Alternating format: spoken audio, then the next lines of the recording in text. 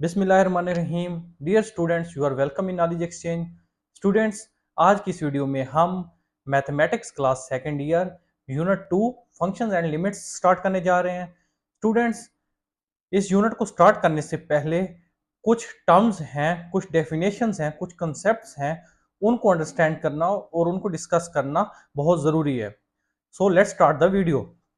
सबसे पहले हमारे पास है फंक्शन। तो फंक्शन की डेफिनेशन कुछ इस तरह है, y equal to F X. Y जो है एफ एक्स एक कोई फंक्शन है। फंक्शन बेसिकली क्या करता है, वो ये करता है कि असाइन करता है for each value of independent variable x a unique value of the dependent variable y। आसान अल्फाज में मैं बता देता हूँ कि फंक्शन जो है उसका रूल ये होता है कि वो हर इंडिपेंडेंट वेरिएबल जो x होता है हमारा, उसको एक यूनिक y की वैल्यू जो है वो असाइन करता है हर x की वैल्यू को। राइट इसमें x हमारे पास हम as a independent variable deal करते हैं और y को as a dependent variable deal करते हैं कि x जो होता है उसकी वैल्यू हमारे कंट्रोल में होती है, हम खुद से दे रहे होते हैं, जबकि y की वैल्यू जो है वो फिर जो हमने x की वैल्यू दी होती है उसके अकॉर्डिंग्स आती है। Got it. सेकंड है domain and range of function. एक फंक्शन की डोमेन होती है, रेंज होती है, वो क्या होती है? तो स्टूडेंट्स, इसमें ये स्टेटमेंट मैंने लिखी है, मैं आसान अल्फाज में आपको बता देता हूँ। डोमेन हमारे पास हमेशा वो वैल्यू होती है फंक्शन की, स्पेशली एक्स की, इंडिपेंडेंट वेरिएबल की, जिस पे हमारा जो फंक्शन है वो डिफाइंड रहना चाहिए। जबकि अगर कोई ऐसी वैल्यू हो इंडिपेंडेंट वेरिएबल की जहां पे हमारा फंक्शन अनडिफाइंड हो जाए, तो वो डोमेन की वैल्यू नहीं होती, वो डोमेन की रेंज में नहीं आती। तो जबकि रेंज होगी those values of dependent variable output y which is obtain from independent variables x is called range of the function. तो जब हमें डोमेन का पता चल जाएगा तो उस डोमेन में हम जो x जो हमारी डोमेन है, जो इंडिपेंडेंट वेरिएबल से आई है, उसको जब हम फंक्शन के अंदर पुट करेंगे तो वहां से हमारे पास जो y की वैल्यूज आएंगी, डिपेंडेंट वेरिएबल्स की जो वैल्यू आएंगी, वो बेसिकली हमारे पास हमारे फंक्शन की रेंज होंगी। Got it. यहाँ पे मैंने कहा है every real number is defined but complex number and infinity are undefined. तो हर रियल नंबर जो है वो फाइनाइट होता है और वो डिफाइंड भी होता है, जबकि कम्प्लेक्स नंबर्स जो आयोटा वाले होते हैं और इन्फिनिटी, ये अनडिफाइंड होते हैं। फिर हमारे पास आता है absolute or modulus of x. तो by definition absolute or modulus of x कुछ इस तरह है, absolute or modulus of x is donated and given by. अगर एक्स का मॉडुलस ले रहे हैं या एब्सोल्यूट ले रहे हैं तो इसके इर्द गिर्द इस तरह की ब्रैकेट्स हम डालते हैं, इज इक्वल टू, जब इसको ओपन करते हैं तो ये प्लस और नेगेटिव दोनों साइन के साथ आता है, एक दफा नेगेटिव साइन के साथ, एक दफा पॉजिटिव साइन के साथ।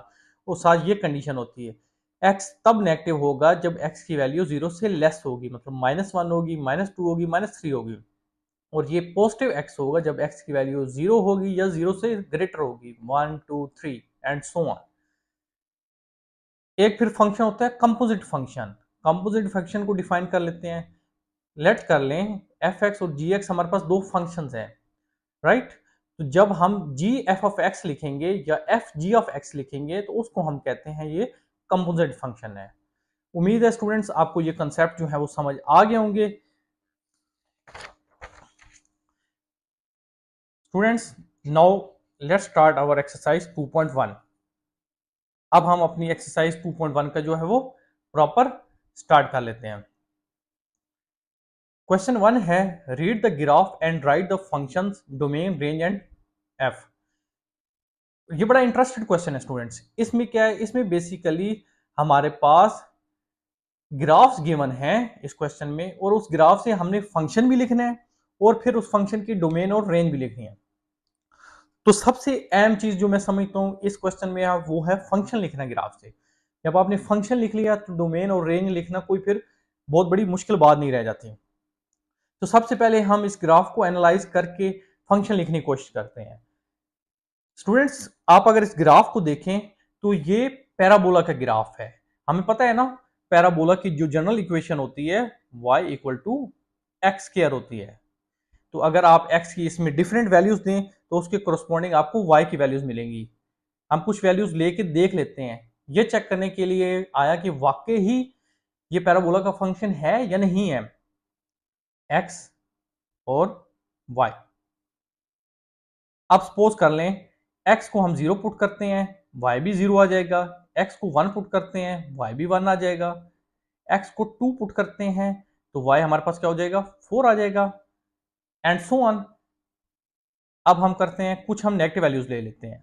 आप -1 लें तो वो +1 ही आ जाएगा, क्योंकि ये जो है एक एक्स स्क्वायर फंक्शन है, राइट। इस तरह आप -2 ले लें तो वो आ जाएगा +4। तो अब इस डाटा की बेस पे हम प्लॉट कर लेते हैं। क्या बन जाएगा हमारे पास, कुछ इस तरह बन जाएगा। ये x इंडिपेंडेंट वेरिएबल x पे आता है, x इंटरसेप्ट पे, और यहाँ पे ये y एक्सिस होता है हमारे पास। इसको x डॉट कह लें, y डॉट कह लें, या -y कह लें, -x कह लें। ये हमारा लेट्स सपोज ओरिजिन है। जब हमारे पास x 0 है तो y 0 है। जब हमारे पास x 1 है, ये 2 कह लें, इसको 1, ये 2, ये 3, ये 4। जब x 1 है तो y 1 है। जब x 2 है तो y 4 है। जब x -1 है तो y 1 है। जब x -2 है तो y 4 है। तो अगर इस ग्राफ को आप प्लॉट कर देंगे तो ये बेसिकली हमारे पास ये बन जाएगा।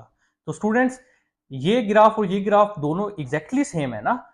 तो यहां से हमें पता चलता है कि ये जो फंक्शन है ये पैराबोलिक फंक्शन है। इसमें एक फर्क है, देखें इस ग्राफ की ओपनिंग जो है वो अपवर्ड है, इसलिए यहाँ पे y = x² मैंने लिखा है, जबकि इस ग्राफ की ओपनिंग जो है वो डाउनवर्ड है। तो ये जो फंक्शन बनेगा हमारे पास, ये होगा y = -x², क्योंकि इसकी ओपनिंग जो है वो डाउनवर्ड है। सेकंड डिफरेंस जो है इस ग्राफ से इस ग्राफ में, वो ये है कि ये ओरिजिन से पास कर रहा है, जबकि ये ग्राफ जो है ये 0.5 से गुजर रहा है। तो इसका मतलब ये है कि जो हमारा फंक्शन है, ये जो फंक्शन है ये सिर्फ -x² नहीं है, ये -x² + 5 है, राइट। अब हम क्या कर लेते हैं, अब हमने फंक्शन जो है वो एनालाइज कर लिया है यूजिंग दिस ग्राफ। अब इस फंक्शन की मैं डोमेन और रेंज लिखता हूं। डोमेन ऑफ फंक्शन f, तो वो स्टूडेंट्स हमारे पास set of all real numbers होगी, set of all real numbers, क्योंकि x की वैल्यू आप इस फंक्शन में पुट करते जाएं तो आपको y की वैल्यू जो है वो मिलती जाएगी। तो इसको set of all real numbers, इसके अलावा आप ये भी लिख सकते हैं x की वैल्यू जो है -∞ less than x and x less than +∞। तो स्टूडेंट्स ये हमारे पास इस फंक्शन की डोमेन है। तो अगर रेंज की बात की जाए तो हमारे पास रेंज होगी, रेंज ऑफ फंक्शन f, वो भी हमारे पास set of all real numbers होगी, क्योंकि x की आप कोई भी वैल्यू डालेंगे तो आपको y की वैल्यू जो है वो मिलती जाएगी। लिहाजा set of all real numbers हमारे पास रेंज भी है। तो इसको भी आप लिख सकते हैं -∞ less than y less than +∞। Domain जो है वो x के लिए है, रेंज जो है वो y के लिए है। यहां पे x की वैल्यू डालते जाएंगे, जो y की वैल्यू मिलती जाएगी। Got it. अब सेकंड पार्ट है हमारे पास, ये हमारे पास एक ग्राफ गिवन है। स्टूडेंट्स, ग्राफ को देखकर हमें ये आइडिया हो सकता है कि ये जो है एक क्यूबिक फंक्शन का ग्राफ है, राइट। इसको मैं फर्दर हम जस्टिफाई भी कर लेते हैं, जो मैंने अपनी स्टेटमेंट दी है कि ये जो है क्यूबिक फंक्शन का ग्राफ है। कैसे है वो हम देख लेते हैं। हमें पता है क्यूबिक इक्वेशन जो होती है उसकी जो जनरल फॉर्म होती है वो y = x³ होती है। अब इसको एनालाइज करने के लिए हम कुछ वैल्यूज ले लेते हैं। फॉर एग्जांपल x की वैल्यू हम 0 लेते हैं, y 0 आ जाएगा। x की वैल्यू 1 लेंगे, y 1 आ जाएगा। x की वैल्यू 2 लेंगे, y 8 आ जाएगा, क्योंकि 2 की पावर 3 8 होता है। अब कुछ नेगेटिव वैल्यूज ले लें, x -1 लें, ये -1 ही आ जाएगा, क्योंकि पावर क्यूब है, अगर स्क्वायर होता तो ये +1 हो जाता है। -2 लें तो वो -8 आ जाएगा, राइट। अब एक काम करते हैं, हम अपने इन डाटा पॉइंट से एक अपना रफ सा ग्राफ प्लॉट कर लेते हैं। This is x y -x -y या x डॉट y डॉट, जो मर्जी आप लिखना चाहें। ये हमारा ओरिजिन है, x की वैल्यू 0 पे y की वैल्यू 0 है, x = 1 पे y की वैल्यू हमारे पास जो है वो 1 है, x इक्वल टू पे हमारे पास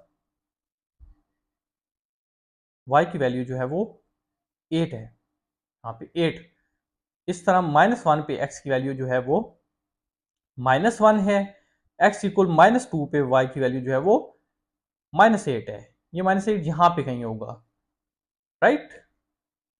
अब आप ज्वाइन कर लें इस ग्राफ को इन डाटा पॉइंट्स को यूज करते हुए, तो ये आपके पास स्टूडेंट्स बनेगा कुछ ऐसा ग्राफ। आप फर्दर पॉइंट्स लेके भी जो है ज्यादा बेहतर तरीके से इस ग्राफ को प्लॉट कर सकते हैं। तो स्टूडेंट्स ये ग्राफ और ये ग्राफ एग्जैक्टली सेम है। हो सकता है मैंने इतना अच्छा बनाया ना हो ग्राफ, लेकिन बिलीव मी ये ग्राफ दोनों एग्जैक्टली सेम है। तो हमने फंक्शन एनालाइज कर लिया इस ग्राफ को यूज करते हुए कि ये फंक्शन है y equal to X cube. अब हमने जस्ट डोमेन और रेंज लिखनी है इस फंक्शन की। तो जो डोमेन होगी इस फंक्शन एक्स क्यूब की वो हमारे पास होगी -इन्फिनिटी से +इन्फिनिटी। अच्छा, इन्फिनिटी कोई रियल नंबर नहीं होता, इसलिए इसके लेफ्ट राइट हम ये स्मॉल ब्रैकेट्स डालते हैं कि ये फंक्शन में इंक्लूड नहीं है वैल्यू। इसके अलावा -इन्फिनिटी +इन्फिनिटी के दरमियान जितने नंबर्स हैं वो सारे शामिल हैं, सिर्फ -इन्फिनिटी और +इन्फिनिटी जो है वो इंक्लूड नहीं है। इसको ऐसे भी आप लिख सकते हैं -infinity less than x less than +infinity, right. और अगर रेंज की बात करें तो रेंज हमारे पास आ जाएगी, रेंज ऑफ फंक्शन f वो भी -इन्फिनिटी से +इन्फिनिटी होगी, या -infinity less than y less than +infinity. तो स्टूडेंट्स यहाँ पे हमने क्वेश्चन नंबर 2 जो है वो सॉल्व आउट कर लिया है।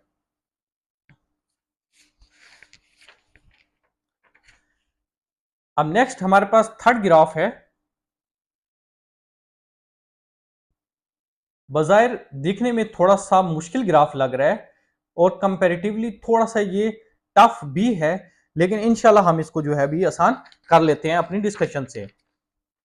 तो स्टूडेंट्स इसमें आपने ये देखना है कि ये basically x equal to -2 point है, x इक्वल टू -2।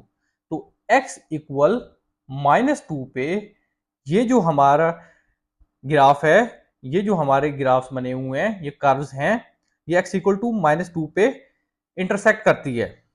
इसको हम x इक्वल टू -2 को x प्लस 2 इक्वल टू 0 भी लिख सकते हैं। एक और चीज मैं अब स्टेटमेंट देने वाला हूं, फिर उसको जस्टिफाई करूंगा कि ये एक रेसिप्रोकल फंक्शन है। अब रेसिप्रोकल फंक्शन कैसे है वो इस तरह स्टूडेंट्स देखिए, यहां पे x की वैल्यू पॉजिटिव है, x की वैल्यू बढ़ रही है 0 1 2 3 4 5 10 सो ऑन, जबकि y की वैल्यू जो है वो कम हो रही है। जबकि इस साइड हम बात करते हैं नेगेटिव x की तरफ, तो यहाँ x की वैल्यू कम हो रही है और y की वैल्यू जो है वो बढ़ रही है। यहां से ये पता चलता है कि ये हमारे पास रेसिप्रोकल फंक्शन है और ये फंक्शन इस लाइन को कभी भी कट नहीं करेगा। कट करेगा कहां पे जाके, इसको इंफिनिटी पे जाके कट करेगा, राइट, x इक्वल टू -2 पे। तो ये एक तरह से एक हमारे पास एसिम्पटोट्स लगा दिया गया है। तो हमारे पास जो फंक्शन है x equal to x plus 2 है और रेसिप्रोकल फंक्शन है, इसलिए मैंने लिख लिया y equal to x plus 2। तो हमने फंक्शन जो है वो एनालाइज कर लिया है। अब हमने डोमेन और रेंज लिखनी है इस फंक्शन की। तो जो डोमेन होगी वो होगी बेसिकली -इन्फिनिटी से -2, ये यूनियन का साइन डालेंगे, -2 टू +इन्फिनिटी। इसलिए लिखा है क्योंकि -2 हम कभी भी इस फंक्शन में पुट नहीं कर सकते, क्योंकि अगर -2 पुट करेंगे तो हमारा पास जो y की वैल्यू है वो इंफिनिटी हो जाएगी, जो कि कोई रियल थिंग नहीं है।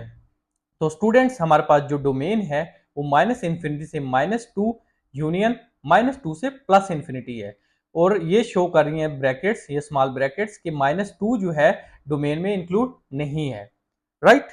अब हम इस फंक्शन की रेंज की बात कर लेते हैं।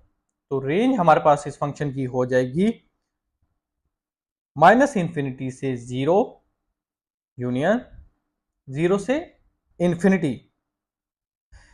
वो इस वजह से हमें y की वैल्यू भी कभी 0 नहीं मिलेगी, इसलिए हमारे पास जो रेंज है इस फंक्शन की वो मैंने यहां पे आपके साथ शेयर कर दी है, राइट।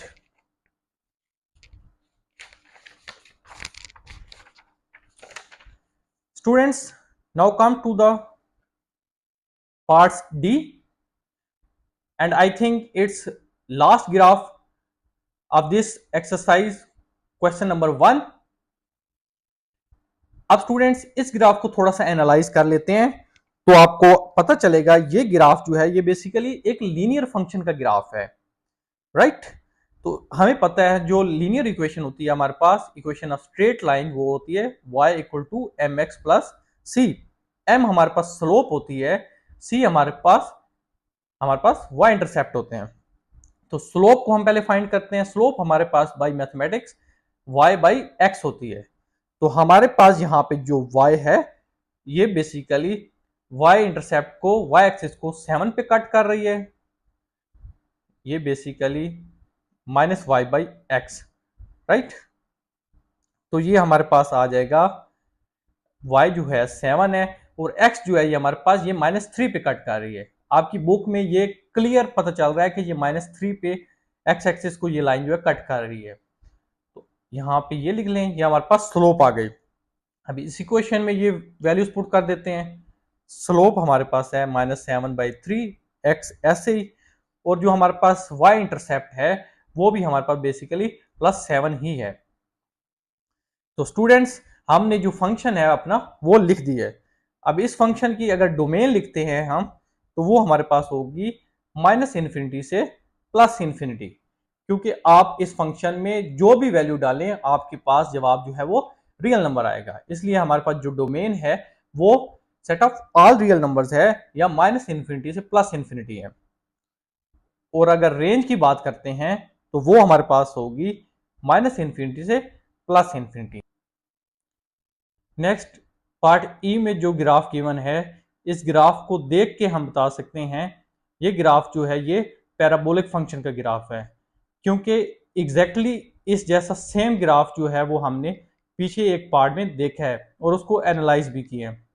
डिफरेंस ये है कि ये इस पैराबोला की ओपनिंग अपवर्ड है, उसकी ओपनिंग डाउनवर्ड थी, इसलिए हमने उसके साथ लिखा था y इक्वल टू -x²। तो इसका जो फंक्शन बनेगा वो हमारे पास बनेगा y इक्वल टू x²।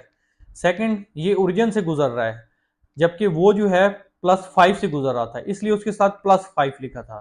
तो ये हमारे पास फंक्शन है और ये पैराबोलिक फंक्शन है। अब इस ग्राफ की अगर डोमेन और रेंज की बात की जाए तो डोमेन हमारे पास होगी इस फंक्शन की set of all real numbers, क्योंकि x की कोई भी आप वैल्यू दें तो ये फंक्शन जो है डिफाइंड रहेगा। और अगर रेंज की बात की जाए, इसको डोमेन को आप इस तरह भी लिख सकते हैं। और अगर रेंज की बात की जाए तो रेंज भी हमारे पास जो है set of all real numbers होगी। सिमिलरली इसको भी इस नोटेशन में आप इस तरह लिख सकते हैं। और ये लास्ट ग्राफ है हमारे पास इस क्वेश्चन 1 का। इस ग्राफ की एनालिसिस की अब हम बात करेंगे। इस ग्राफ को देखकर हमें पता चल रहा है कि ये एक एब्सोल्यूट या मॉड्यूलस फंक्शन का ग्राफ है, क्योंकि वी शेप फंक्शन है और जो वी शेप फंक्शन होते हैं वो बेसिकली एब्सोल्यूट मॉड्यूलस फंक्शन होते हैं। तो हमारे पास जो फंक्शन है वो है एक्स मॉड। इसका मतलब ये होता है बाय डेफिनेशन कि हमारे पास, अगर बाय डेफिनेशन इसको मैं लिखूं तो वो है इसकी वैल्यू +x हो सकती है, -x हो सकती है। +x होगी अगर हमारे पास x की वैल्यू जो है इक्वल और ग्रेटर देन 0 हो, और -x होगी अगर हमारे पास x की वैल्यू जो है वो लेस देन 0 हो, जो हमने इस लेक्चर की स्टार्ट में डिस्कशन भी की थी एब्सोल्यूट या मॉड्यूलस फंक्शन की डेफिनेशन करते हुए। तो इस फंक्शन की अब हम अगर डोमेन और रेंज लिखते हैं तो डोमेन हमारे पास होगी set of all real numbers, या आप इस तरह भी लिख सकते हैं। और अगर रेंज की बात की जाए तो रेंज हमारे पास होगी 0 से इन्फिनिटी। अब डिफरेंस ये है कि 0 जो है वो रेंज में इंक्लूड है, इसलिए मैंने यहां पे स्क्वायर ब्रैकेट डाली है, राइट? तो इस तरह डोमेन और रेंज हमने इस फंक्शन की लिख ली है। और यहां पे हमारा क्वेश्चन 1 जो है ग्राफ को देख के फंक्शन लिखना और डोमेन और रेंज फाइंड करना वो हमने कंप्लीट कर लिया है। उम्मीद है आपको क्वेश्चन 1 जो है वो समझ आ गया होगा। अगर आपको कहीं पे कोई एम्बिग्युइटी हो, प्रॉब्लम हो, तो कमेंट सेक्शन में हमें ज़रूर बताएं।